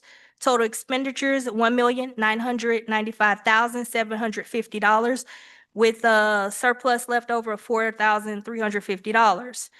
For this fund, once again, this is a tax that's levied, point of sale tax. There are no, the expenditures are transfers out. So $400,000 to fleet maintenance, $861,000 to general fund for parks, salaries and benefits, that $300,000 that I mentioned to replace those 2 trucks for solid waste, $104,000 for, to transfer to the Third Ward Revitalization Fund, $2,000 for a master plan grant, which is the city's, my understanding is that's the city's share of a grant that we will get to do this master plan. The Game Time grant match, which you all have previously approved, $300,000 is our match for that. And then the municipal park grant match, $28,750 dollars. So again, accounting for our share of some of these grants grants are great, but you have to account for it. Most of them require a match, and we have to make sure we're accounting for that. And it was a similar situation. You all approved these items. They were, I think in some cases, purchase orders were issued, but the funds were not actually held in where they should have been held. So making sure we're accounting for all of that. Any questions? We're almost there. Councilmember Teeman. Thank you, Honorable Mayor. First, but by the way, if I forget to say it, the work you have done on this is extraordinary. Thank you.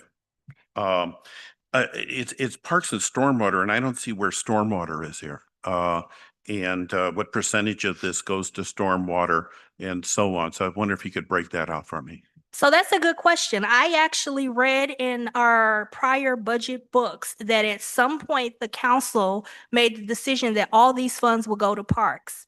I don't know when that occurred. I would certainly defer to some of the tenured members on the council.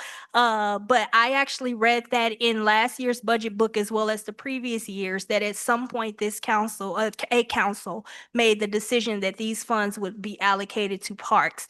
I have not seen that anywhere in legislation. So if you all wish to see that divided up differently, then we can talk about it. And I'd looking at John, he's always my. Yeah, I think, John, I think we may have to scratch our heads on this one and ask Laurent to look back through previous, minutes. I don't remember a conversation held where we said everything went to parks. I simply don't remember that. So we may not be able to give you much guidance. In this particular time, the only thing I would say to my colleagues is, no matter how you slice that pie, there's not much pie left to slice between parks and stormwater this year. But I think you got to add stormwater on after everything our residents have been through. It's kind of beyond the list of things that we fund if we come up with some more money this year, because along with streets and along with a number of other things, we need to bear that in mind as we go through the next 90 to 120 days and then out to 180 days. Mr. Teeman? Honorable Mayor, even if we pulled out a little bit of money for stormwaters, I mean, some of the things that Stormwater Commission, to which I am the council liaison, and as you know, I've worked with them since they were a task force, are nickel and dime items. You know, I mean, they're scraping and constantly complaining about this, that, and the other thing. So even if we could pull out a small amount for them, I think that would be wise and even prudential. If I may, Councilmember Teeman, we have allocated $20,000 to them in the Public Works budget. So they'd requested, I believe, to implement the iNeighborhood, like the phase 2 or whatnot. I have those on my desk, and it was about 20,000. So we have allocated that $20,000 to the Stormwater Commission in Public Works. Were you thinking more than that? Well, how much more? I was going to say, the only thing I would say, commissions don't normally make the request to the city manager. So normally it is through the commission and the employee, the staff liaison, to get that funding through. So through the Stormwater Commission, who, by the way, has done incredible work. If there's more that is wanted, that needs to come through, not through from the commission to the council. It needs to go through staff as well, so that we know what we need to have. We are more than willing to, after everything that our residents have been through, it is important for us to support the stormwater issues, but it's also important to know what it is that they're wanting and what they're bringing to staff and staff is bringing forward. Because unless I'm missing it, in this budget, staff hasn't brought anything else forward that has been asked for. That is correct. What's budgeted is what was requested that I received from Director Morella Salat was the neighborhoods. I think it was about 14,000, and then there was something So- also 20,000. So if there was more, you got between now and next week to ask for a budget amendment, to ask for something else to go in here, because the Stormwater Commission through the staff has not asked for more funds. And by the way, that does not mean that is an appropriate distribution of those funds, because it looks like it's all going one direction and not two directions. So I'm not arguing that. I'm just trying to figure out how we get to the end of the line on it. Honorable Mayor, that was my only point. I mean, there's nothing in here about stormwater. That's really basically my only point. Councilmember Brenner.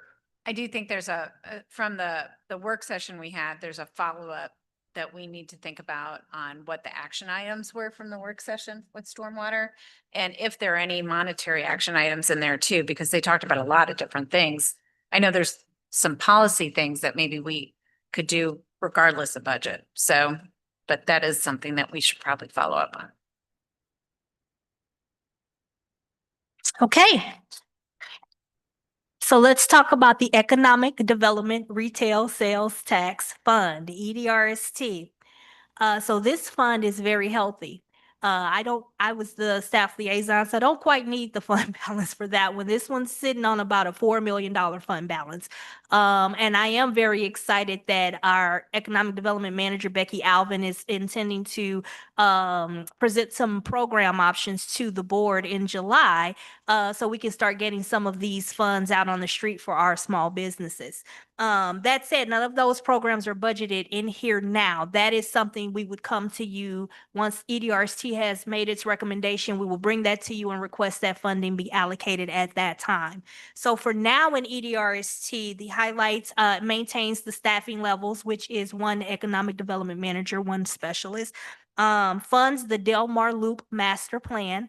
So as we all have been talking about the Delmar Loop, it's definitely time to reimagine what the Delmar Loop looks like. And so that's part of what this master plan would do. It also funds an Olive Boulevard Master Plan, which Becky could provide a little bit more information on what that would entail if you all are interested. And then this EDRC fund will fund a curb and sidewalk program for business districts. So again, different fund, healthy fund. So we are looking at allocating some money to fix the curbs and sidewalks in some of our commercial districts, where people walk, hopefully inviting people to walk. Do you guys have any questions? Okay. Third Ward Revitalization Fund summary. So total revenues, which are the transfers in that you all committed to when you did the redevelopment agreement, is $394,000. Expenditures total $222,082. And the surplus left is $171,918. So the highlight for this fund, it continues to fund the Third Ward Coordinator position. I did include $50,000 in this budget to fund the agreement with SHED to have them assist us with any home repair program. We have not reached an agreement yet. The last that I checked in with Becky, we had not reached an agreement with SHED. However, I plugged in some money because I wanted to make sure we have that for SHED, or if it ends up being another entity that comes in to assist us with administering that program if we cannot reach a deal. It also funds dedicated office space for SHED, which we talked about. It's about $10,000 just to make sure that there's a desk and computer, because at the time we talked about this program, and I don't know if anything has changed, SHED did not have an office space, and they were working out of a church. And so we thought it best to provide a space here at City Hall because, not everybody attends church, and, just wanted to make sure we kept that separate. And then any funding there for the home repair and down payment assistance programs will be requested upon approval. So when you all approve the programming, we will then ask you for the funding at that time. So that's not included in here. And it will come out of the reserves, which this is another one that has a very healthy reserve balance because we have not spent the money. Any questions? Okay, our sewer lateral fund revenues projected at $550,100, expenditures $449,500, and that leaves us with $100,600. It does include funding in here for any sewer lateral repairs that are needed. And as I mentioned, we, instead of putting partial salaries in that line item, I did a 25% admin cost to cover the salary and benefits for the 2 employees that help administer that program. Any questions? Okay, so let's talk about our enterprise funds. We're almost there. We're almost there. These are the last 3. So our enterprise funds, which I am separating out in our previous budgets, the golf course, for example, continued to be included in Parks and Rec. It should not be. It is an enterprise fund. It is meant to stand alone. An enterprise fund, for those of you who are unfamiliar, means that we're saying that this is a business and it can support itself. It can bring in its own revenue, and it can pay its own bills, and it can break even. Not really meant to profit, obviously, we're a government, but it's supposed to be able to stand on its own. Solid waste is one of those. And as you all know, solid waste is having some issues. But I really believe that we've done what we need to do for the most part with the rate increases. So apart from just not doing the increments and just doing a full-on, we're going to increase it to this amount tomorrow, we have to focus on our collection activities. We have to focus on enforcing that. And we'll talk a little bit more about that during the study session. Right now, with new rates that went into effect in March, the total revenues are projected at $3,717,600. Expenditures, $3,714,632. So while going through this budget, I learned, one, that there was a laborer position that was funded and it was not filled, and there was 1.4 part-time employee positions that were not filled. Sanitation is desperately in need of 2 drivers, so I am taking those and converting them into 2 heavy equipment operator positions. Right now, we are not necessarily short-staffed, but if one person calls off, it throws off the entire route. People's trash is not, when we've had these issues recently, that's what's happened. Usually 1 or 2 people will call off and they do the best that they can. So I am recommending that we change those positions, which were funded last year, to heavy equipment operator positions so we can get 2 additional drivers. This also continues to fund the leaf collection that we do annually. And then, as I mentioned previously, it has the 2 transfers in of $300,000 for the truck and $305,000 to assist with operational costs. Any questions? And I did mention that the loan payment for solid waste is not budgeted this year. It doesn't make sense to make a loan payment to me when we're having to put money into the account. The golf course fund. So revenues total $1,050,000, expenditures $1,025,430, with $24,570 left over. The major project on the horizon for this is the driving range reconstruction project. I initially included $1 million for that project. I have since learned that the cost estimate on that project is $2.3 million. I have taken the $1 million out. We are going to have some conversations. So that will be a project that we'll have to make a plan for how we're going to proceed. So we'll have some conversations. I am considering a forum for some of the people that have been frequent callers, just to speak with them, hear their thoughts, and we probably need to have conversations about increasing prices. My understanding is that we're pretty low. I mean, like $20, I think. I don't play golf, but I've been told that by comparison, other golf courses are maybe at 180 for an 18 hole round of golf. I'm not sure. Before we make any changes, of course, we would survey and see what prices are looking like around us. But funding this driving range reconstruction project, we will have to, one, probably be creative in how we fund it, and two, we're going to need to recoup those costs some way. I did get a question, which I believe I answered and I sent out to all of you about the revenue. And so my understanding is that this has never been distinguished between driving range versus golf course versus the retail sales. It's just all golf course and it all just gets deposited. So I don't know how much the driving range alone brings in. These are the numbers we have. There, it's not been divided in our system. I do think it would be wise to do that moving forward. Because this is supposed to be a business. So you want to see, for example, if we're including $20,000 for food, I would like to know how much we're making off that food that we sell. Right now, I can't tell you that. So those are changes that I would like to see implemented in the next fiscal year. But for now, this is what I have. Do you guys have any questions? I do think it's important to hear from the folks. I'm looking around at my colleagues. I'm not sure any of us are the users of the driving range or the golf course too much. And I think it's important for us to make outreach to those people who have been more impacted and hear from them.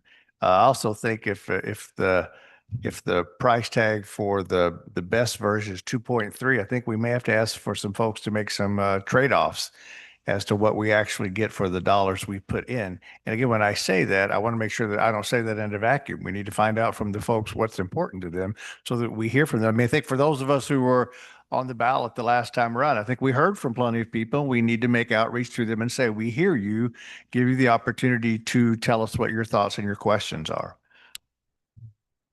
Councilmember Brenner. Thank you, Mayor. I think the other part of it is that it's not just replacing the driving range. We unfortunately have a problem with runoff that we have to fix. I think we've been fined over it. So, you know, kind of thinking about that part of it also, because some people might say, oh, we just don't do the driving range, but I don't think that's really a possibility because of the runoff. We will have to deal with the runoff issue. You are correct. If the decision were made to only deal with that, it probably could be cheaper, but it would also mean your driving range is probably not going to reopen because there's just more needed. My understanding is that the costs ballooned a bit once they realized the issue with the irrigation system.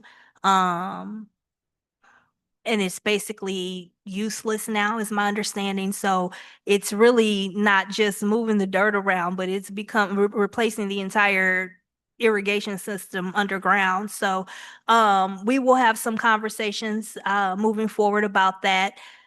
For now, as I mentioned, I initially put 1 million in there. I have pulled that out, and you know, this will be something we'll need to talk about funding if and when the time comes up.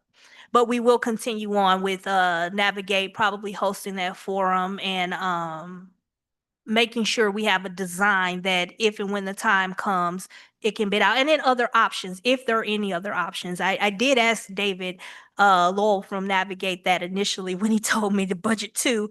And I'm like, that can't be the cheapest. And you know, that's when he let me know about the irrigation. And that's really what I believe has driven the number up. But we'll continue having conversations, and then if and when that's ready to go, we'll bring that to you. But for now, there is no funding. I want to be very transparent about it. No funding in the budget for the reasons that I've listed. Councilmember Teeman. Thank you, Honorable Mayor. Concerning that outreach you're talking about, how do I say this? I know my athletic build is deceptive, but I don't golf. However, having said that, I have a lot of in-laws that do, and they come all the way from Chesterfield, from South County. And I'm not sure what the draw of our golf course is. As I say, I'm not particularly athletic, but I think if we reach out, and it's relatively cheap, as my honorable colleague points out. So I think we ought to reach out is what I'm trying to say more broadly than simply our own citizens.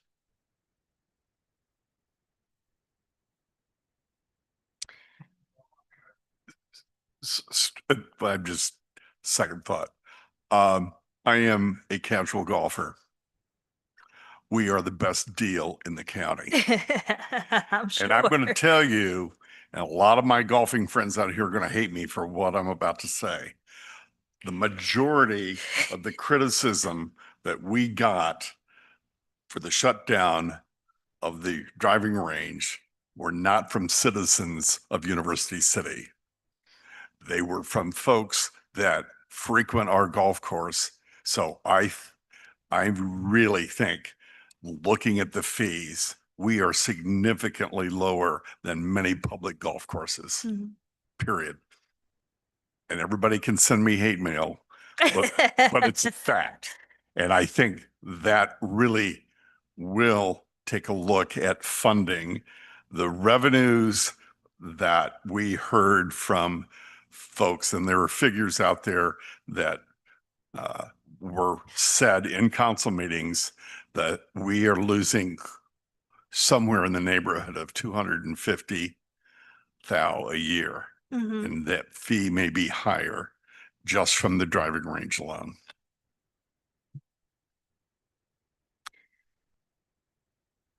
Okay, so the parking garage fund, total revenues projected at $163,295, expenditures at $162,799, leaving $496. The highlights for this fund includes a loan payment to the general fund, $53,220. It seems we've done a lot of loans. And then funds and elevator upgrade, which I can attest that is needed. The parking garage used to be under me a couple years ago, and the elevator was always down. So that's definitely needed. I did get a question if we were still moving forward with the parking meter project, and we are. I think we're just having some contract negotiations that are going on, but we are still moving forward. I do not have estimates as to what that would bring in. We have not been, we don't even have a baseline. I don't know that when I started here 5 years ago, we were doing free parking in the loop, and we did that for a couple years. And then we re-implemented, but we have not, the meters have been broken. No, people were jamming the meters. They were not paying. So we don't even have a baseline. So right now I can tell you, I don't know that we bring anything in from meters. So any improvement, anything that we bring in once these new ones are deployed will be an improvement for us. And so just Councilmember briefly, Fuller. oh, sorry. Question, Mhm. two questions. Do we have any ownership in the parking garage behind the Castle Reach Apartments? We negotiated part of that at one point. All right, so there's no in. And in fact, the parking meters, if we're talking about this parking meter replacement, will go into that parking garage. Yes. So anywhere there's a parking meter is where we intend to deploy the new All right. the thank new you. pay station and whatnot. So yes, in that parking garage. I probably will also look at the fees for that as well, and whether it should be manned. I mean, as you all, if you've been there, you see there's a booth. And you just drive on in and, you don't pay. We do offer parking permits. So, I don't know that we've increased the rates. When I was over it was $40 per space per month for any open space, and then $150 per space per month for the secured space that has a gate and a remote control. Which we offer to some of the businesses, like, employees at Iron Age, for example, may come and get a parking permit so they have somewhere to park. So looking at those fees as well, my understanding, I'll be looking at all of our fees, I'll be honest. My understanding is that a lot of them are 20 years old. A lot of them. Our new director of planning and zoning, I think, been with us maybe 60 days, and he's like, a lot of these fees are low. So we'll be looking at all of those, because my understanding is you all haven't really touched rates for about 20 years or so. But yeah, any other questions about the parking garage? Okay, last one. Other funds, and we'll go through these real quick. So we have the debt service fund, which is, again, what we transfer in to fund the Annex Trinity renovation. We have our special business district. So as you know, they have their own boards and they adopt their budget. LSBD is having issues. That is part of the reason for the Loop Master Plan to help envision it. They are supplemented. They do have a projected deficit for their budget, but it is supplemented by EDRST funds. They are awarded funding from the Economic Development Retail Sales Tax Fund every year. So that will cover any deficit they have. And Parkview Gardens they're fine every year. They're in a healthy shape. The library fund, as you know, the library board passes their budget. They're a component unit, meaning they have their own board, their own director. So I don't make any changes with their budget. They had a projected deficit of 149,000. I did confirm with Patrick Wall that they have the fund balance to cover that deficit. One fund, as I mentioned, I noticed was not in the budget last year, was the Olive 170 TIF for RPA 1. So I did put that in the budget this year, as that is how we will pay the debt service on the TIF. So that is, and part of the reason why you probably saw the number, the full budget number balloon up a little bit. I think last year was about 57 million and this year it's 60 something. And this is about 3 million or so that was added in that wasn't there last year. And then just the pensions, we touched on those. Uniform pension fund is 77% funded, non-uniform 96% funded, and we know we have some work to do with those. So with that said, any other questions? Councilmember McMahon. Hopefully, just briefly, if memory serves me, we had hired a consultant to make sure we were collecting the appropriate tax through the pool, and we had caught some errors early on. Have we gotten reports? Are there any subsequent reports that we're getting paid correctly? Are we still following up on that? So John and I talked about it, and the trustee, if I'm not mistaken, is verifying that, but I'll defer to John. I think you told me the trustee is managing that for us to make sure we're getting our full allocation for the marketed olive development. Yes, there's a monitor. Monitor. Yes, paid by the trustee, and we get quarterly reports on those. And it basically states the various revenues coming in, the sources, and then if there are any problems, those are noted. And those reports are reviewed by whom? I have not gotten them, but we'll get them. Those reports have gone to myself, the city manager, and the finance director in the past. Right. I mean, I just think that, and by the way, the question has always been, just so many folks may know, that the 170 and Ollie part of that project, the zip code is for Olivet and not for U City. And so one of the questions has always been making sure that we get the right, our rightful share of the money. So particularly the Costco location is so huge. So I think it is incumbent upon all of us to ask this question regularly, which is, do we get those reports? Who sees them, and are the numbers right? And again, to everybody else, if you'd like to help us more, please shop at Costco, Target, and Dearborg's, because those funds do help us out. But in all sincerity, it is important for us to know that we are getting the appropriate share. And then also the people who are watching, we're a pooled city, so it's even more complicated because there's monies that come off the top, there's money that goes into the pool, and there's money that comes back to you. For years, University City was definitely a pool recipient, where we took more money out of the pool than we put in. And now we're probably going to be more the other way, where we're putting a lot more money in than we're taking out. And historically, Chesterfield was the one that was putting a lot of money in, and they complained that they weren't getting enough out. So just giving you a little context on that.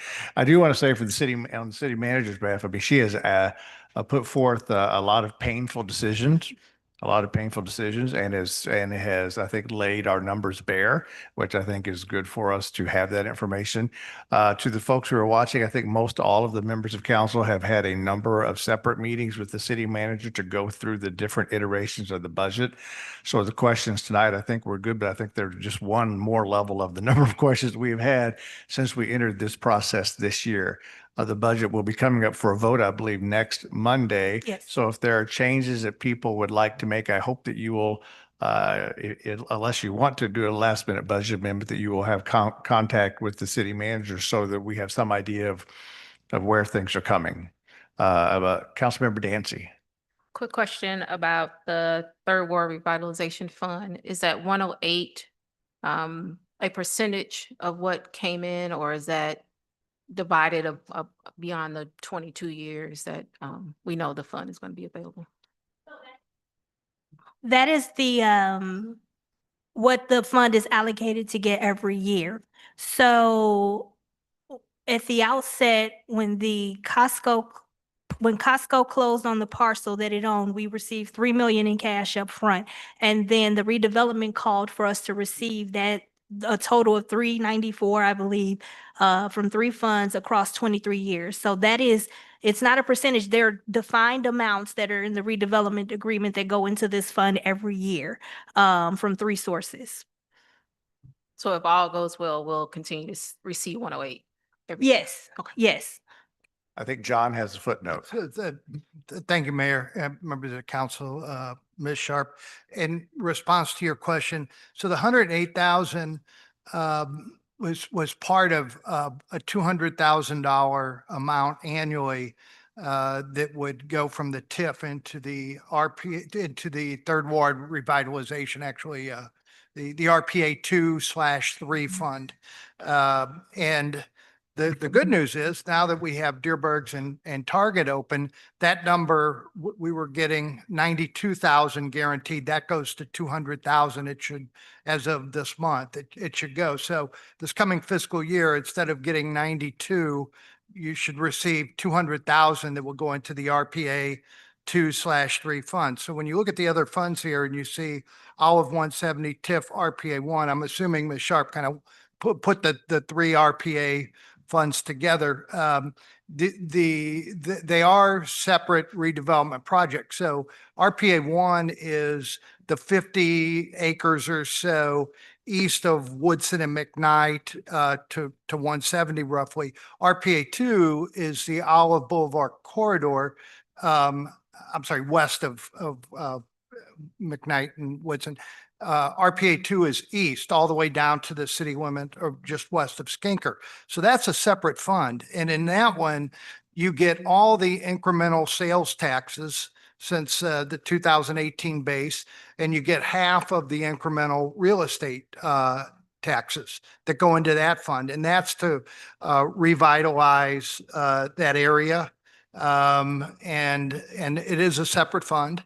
And then RPA 3, which is largely residential, that doesn't really have much of a funding source other than the transfers from the RPA 1 fund, the 200,000 I mentioned, plus the other sources that the city manager may recommend that the council appropriate to that fund, including what we call the bottom half or part of the city sales taxes, the special sales taxes. It's kind of complex, but there are these funds, and we do have to keep track of those balances, and the council can appropriate those funds as it deems appropriate.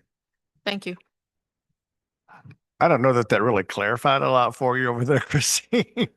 No, John has a working knowledge of this TIF like nobody else. No, I think it's important that we continue to hear this because I Correct. had another questions about it. So that's why I brought it up. Thank you. Correct. It's almost that each of us should put it on our calendars once a quarter to ask the question.